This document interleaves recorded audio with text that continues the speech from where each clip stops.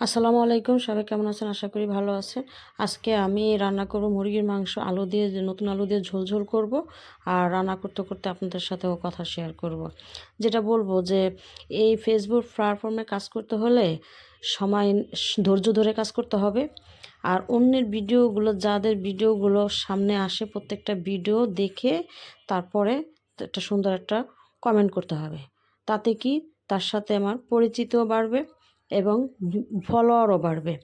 এই এমন একটা প্ল্যাটফর্ম, এই প্ল্যাটফর্মে কিন্তু একা একা সফল হওয়া যায় না।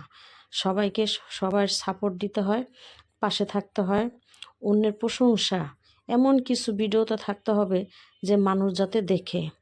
তো এইভাবে সামনের দিকে আগানো সম্ভব হয়, সফলতা অর্জন করা যায়। এমন একটা প্ল্যাটফর্ম যারা ঘরে বসেই কিছু ইনকামেরও সুযোগ আছে।